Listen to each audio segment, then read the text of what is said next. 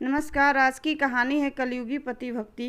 क्या मथुरा, क्या बरसाना, क्या गोकुल, क्या नंदगांव, मतलब यह कि व्रज क्षेत्र की इंच इंच जमीन पर पतिव्रता सुशीला की महिमा गाई जाती थी।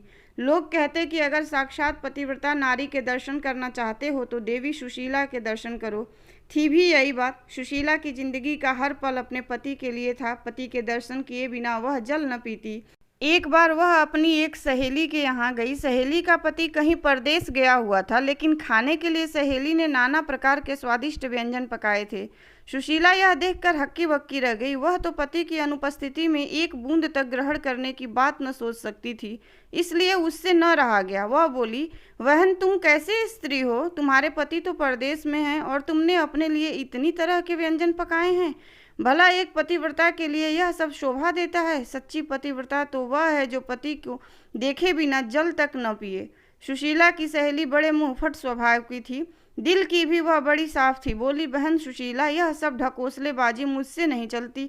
अगर मैं अपने पति के बाहर होने पर भी अच्छा खाना खाती हूँ तो इसका मतलब यह तो नहीं होता कि मैं उन्हें नहीं चाहती। मैं तो जैसी खुश उनके सामने रहती हूँ वैसी ही उनके पीछे भी। अगर कोई मुझ पर उंगली उठाने का ही तुला है तो उसे मैं नहीं रोक सकती। बाकी यह तो सिर्फ मैं जानती हूँ या मेरे पति कि हम एक दूसरे को कितना चाहते हैं। सहेली के इस जवाब से सुशीला जल भून कर रह गई। उसने मुंह चुनिया कर कहा, यह तो सब ठीक है, लेकिन तुम पतिव्रता नहीं हो। पतिव्रता स्त्री के लिए शास्त्रों में लिखा है कि पति की गैर हाजिरी में वह जल तक न पिए। सहेली ने इसका भी करारा जवाब दिया। बोली, ऐसे शास्त्र मेरे ठेंगे से। अंत में बात यहाँ तक बढ़ गई कि सुशीला तुनक कर अपने घर लौट आई। घर आकर सारा किस्सा उसने अपने पति को बताया। पति भी सुशीला को बहुत चाहता था और उसकी निष्काम पति भक्ति से बहुत प्रभावित था। फिर भी कभी कभी उसे यह जरूर लगता था कि यह सब ढोंग है। अगर पति 1 महीना तक घर पर न रहे तो क्या कोई स्त्री बिना अन्न पानी के 1 महीना तक रह सकती है? और उसे लगा कि यह बिल्कुल असंभव है। अगर कोई जिद्दी स्त्री इस बात पर अड़ ही जाए तो जीवित नहीं बच सकती। यह सोचकर पति ने सुशीला की परीक्षा लेने का विचार बनाया। कई दिनों तक वह तरह तरह से सुशीला को कसौटी पर कसता रहा, लेकिन सुशीला हर बार खरी उतरती। कभी वह स्नान देर से करता तो कभी खेत से दोपहर ढले लौटता। कभी कभी तो ऐसा होता कि पड़ोसी थाली तक सामने होने पर वह बहाना बनाकर निकल जाता और दिन ढले लौटता। लेकिन सुशीला ने कभी भी पति के खाने से पहले पानी तक न पिया। एक दिन सुशीला के पति ने कहा, आज मेरा मन खीर और पुआ खाने का हो रहा है, इसलिए खूब इलायची गरी डालकर पुए और चिरौंजी किशमिश केसर डालकर खीर बनाओ। ये दोनों चीज़ें सुशीला को भी बड़ी प्रिय थी, इसलिए खूब मन लगाकर उसने ये चीज़ें बनाई। केसर और इलायची और देसी घी की सुगंध से बनाते समय ही सुशीला के मुंह में पानी आने लगा।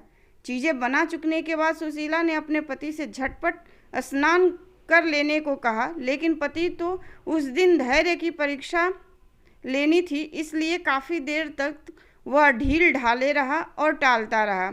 सुशीला के बार बार कहने पर आखिर में हार कर वह बाल्टी, लोटा और रस्सी लेकर नहाने गया। नहाने में भी उसने काफ़ी देर लगा दी। इधर सुशीला की आते मारे भूख के कुलबुलाने लगी थी, लेकिन जैसे ही देहरी के बाहर उसे पति के खड़ाऊं की आवाज़ सुनाई दी, उसे दिलासा बंधी कि अब तो खाने का समय आ ही गया है। लेकिन जैसे ही पति ने देहरी के अंदर पैर रखे, दाएं पैर की खड़ाऊं से पैर ऐसा फिसला कि वह चारों खाने चित्त फैल गया। बाल्टी लोटा हाथ से छूटकर दूर जा गिरे और आंखें फैली की फैली रह गई। यह देखा तो सुशीला जिस हालत में थी वैसी ही दौड़ी पास जाकर सिर हिलाने लगी। आवाज़ें दी, लेकिन सब बेकार। पति अगर जिंदा होता तब तो वह बोलता ही, लेकिन उसके तो प्राण पखेरु उड़ चुके थे, इसलिए भला वह कैसे बोलता। सुशीला की आंखें डबडबा आईं और गला भर आया। उसका मन हुआ कि धाड़ मार कर रो पड़े, लेकिन तभी उसे खीर और पुए का ध्यान हो आया। उसने सोचा कि पति अब मर ही गए हैं, रोने से जी तो पाएंगे नहीं। हाँ, आस पड़ोस के लोग जरूर जुड़ जाएंगे और तब खीर पुए खाने का मौका तो मिलने से रहा। इसलिए बेहतर यह होगा कि पहले मैं खीर पुए खा लूँ, तब रोना धोना शुरू करूँ। यह सोचकर वह चुपचाप रह गई और जल्दी जल्दी खीर उड़ाने लगी। पुए अगले दिन के लिए रख लिए, क्योंकि उनके खराब होने का डर न था। असलियत यह थी कि पति मरा नहीं था, बल्कि मरने का नाटक किए पड़ा था, इसलिए अपनी पत्नी की यह सारी हरकतें वह देख रहा। जब सुशीला खीर खूब जी भरकर खा चुकी तो झटपट मुंह धोया और लंबा सा घूंघट निकालकर पति के पास गई और सीने से चिपट कर रोने लगी। रोने के साथ साथ वह यह भी कहती जाती थी, तुम तो चले परम धाम को, हम हूँ सू कुछ बखो। उसका पति कुछ देर तक तो उसके नकली प्रेम और दुख को सहन करता रहा, लेकिन अंत में उससे न रहा गया और जैसे ही सुशीला ने अपना जुमला तुम तो चले परम धाम को, हमसू हूँ सुख कुछ बखौ खत्म किया, वैसे ही उसके पति ने उसी से मिलता जुमला एक जड़ दिया। पति का जुमला इस प्रकार था, खीर सड़ोपा कर तो पूवन कूतो चखो।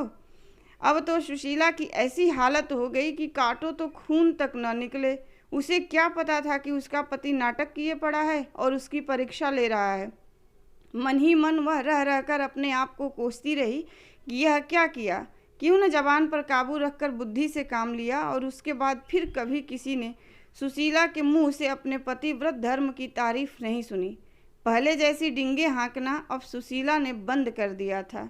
धन्यवाद। कहानी पसंद आई हो तो लाइक कीजिए, शेयर कीजिए और मेरे चैनल को ज़रूर सब्सक्राइब कीजिए।